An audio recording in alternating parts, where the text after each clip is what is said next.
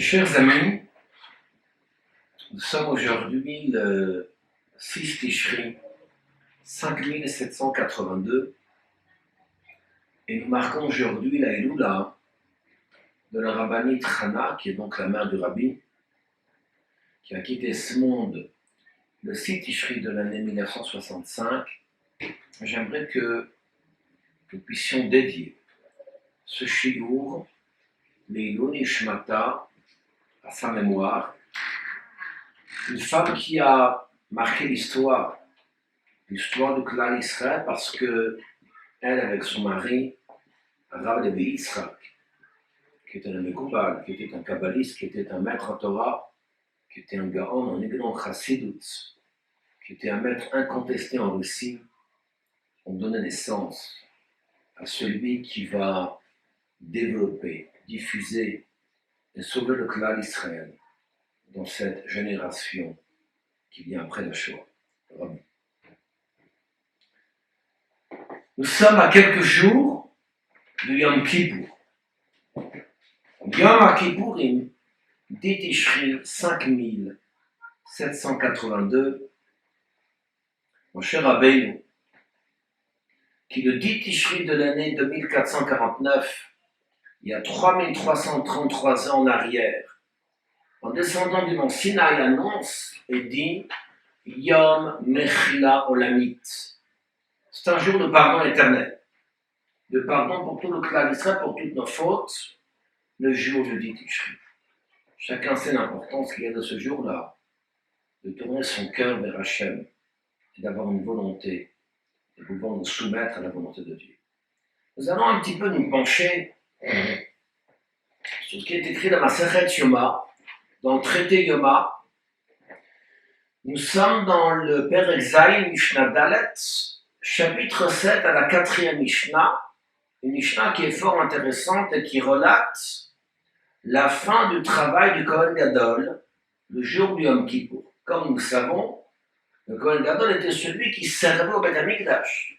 Il servait au temple le jour du Yom Kippour. C'était la avoda, le travail du grand prêtre. Il est écrit qu'à la fin de son travail, une fois qu'il avait effectué tout son travail, il devait rentrer au mikvé 5 fois, il devait se changer, mikvé lavan à mikvé zav, mikvé zav à mikvé lavan, des vêtements blancs, vêtements noirs, et vice-versa. Il devait rentrer 5 fois dans le Saint des Saints, dans le Kodesh HaKodashim avec des vêtements blancs. Il ne pouvait pas rentrer avec des vêtements en or. Mais lorsqu'il avait terminé son travail, il devait alors se laver les mains et les pieds, il devait retirer ses vêtements en or, la Mishnah nous dit. On devait donc lui apporter ses propres vêtements, il devait les mettre, et la Mishnah nous dit Umelavinoto ad beito. On devait l'accompagner jusqu'à sa maison. V'yam tov ayanseh lo avav. Il devait faire un jour de fête pour ses amis, Besha she'atza beshalom min hakodesh. Lié au fait, au moment, il est donc sorti en paix, Mina Kodesh, eh bien, de cet endroit qui est saint. C'est ce que la Mishnah écrit dans la fin de Masechet Yoma. Donc, son importance qu'il y a que, pas uniquement le Kohen Gadol devait faire son travail le jour du Yom Kippour, mais il y avait également un travail. On devait terminer ce travail à la fin du Yom Kippour. Qu'est-ce qu'il avait à faire? Il fallait qu'il mette ses vêtements, les siens, enlever ses vêtements. Non, on devait donc l'accompagner. Il est intéressant de voir que nous trouvons à la conclusion de cette Mishnah 2 lectures. Est-ce qu'on va lire Al Sheyatsa ou Besha Sheyatsa? Va-t-on lire du fait qu'il soit sorti en vie, donc du Saint des Saints, ou bien va-t-on dire au moment où il est sorti du Saint des Saints? Quelle différence est entre l'un et l'autre? Il y a ici, quelle différence entre ces 2 lectures? En réalité, nous trouvons qu'il y a 2 raisons pour lesquelles est-ce qu'il devait faire ce jour de fête de Kohen Gadol. La raison numéro 1 qui est rapportée, c'est que ce jour de fête était une hoda, un remerciement à Hachem. Pourquoi? al sheyatsa bemakom sakana. Du fait qu'il est sorti, il soit sorti d'un lieu qui était dangereux. Comme nous savons, il est écrit que lorsque le Kohen Gadol se trouvait dans le Saint des Saints, Lohaya Ma'arir Bitfilat, on ne devait pas allonger sa tfila. Pourquoi? Shelo Le'avid et Israël. Ceci afin, c'est ce que la Mishnah écrit dans le Perek Mishnah Aleph, 5e chapitre à la première Mishnah, dans la Masechet Yoma, afin de ne pas apeurer le peuple d'Israël. Car un Kohen Gadol, un grand prêtre qui n'était pas apte, ne sortait pas vivant du Saint des Saints. Et d'ailleurs, il est rapporté que 3 siècles durant, à l'époque de second temple, les Kohanim ne sortaient pas vivants du Saint des Saints. Pourquoi? Parce qu'ils n'étaient pas aptes. Ils achetaient la prêtrise. Et c'est la raison pour laquelle, lorsqu'il était dans le Saint des Saints, dans le Kodesh HaKodashim, il devait écourter sa tfila. Donc, c'est un lieu qui est un makam sakan, un lieu qui est dangereux. C'est la raison pour laquelle. Pourquoi faisait-il un jour de fête? Pourquoi? Parce qu'il est sorti, même comme sakana, d'un lieu qui est dangereux. Devait-il faire ce moment de fête le soir même, Motsae Kippour après Kippour, ou bien le lendemain? Il pouvait attendre le lendemain. Et d'ailleurs, effectivement, c'est d'après ce qu'on est en train d'expliquer, donc d'après cette lecture-là, du fait qu'il soit marqué que Al-Sheyatsa, du fait qu'il soit sorti de cet endroit-là, ça veut dire que finalement, on n'a pas l'obligation de faire cette fête le soir même. Il est sorti d'un endroit qui est un lieu de sakana, un lieu de danger. Il pourra faire cette fête le lendemain. D'ailleurs, c'est la raison pour laquelle il y a ce qu'on appelle la Simchat Kohen, la joie du Kohen, qui est donc le lendemain. Le Kohen faisait donc une fête avec tous ses amis, parce qu'il est sorti de cet endroit. L'autre lecture qui nous dit, comme quoi, eh bien, il fallait faire, la lecture était non pas du fait qu'il soit sorti en vie, mais Bécha au moment où il est sorti. Si c'est au moment où il est sorti de cet endroit-là, ça veut dire que la fête doit avoir lieu le soir même. Le soir même, qui était dire la preuve. Pourquoi est-ce qu'il faisait cette fête-là? Parce qu'il montre que ses actions ont donc été agréées par Hachem. Donc finalement, nous avons ici une discussion.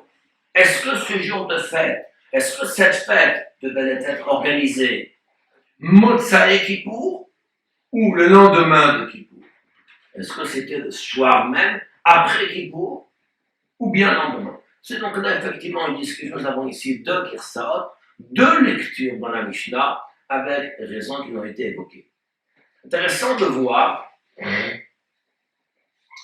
que lorsque nous regardons la Shon HaRambam, le Rambam nous dit,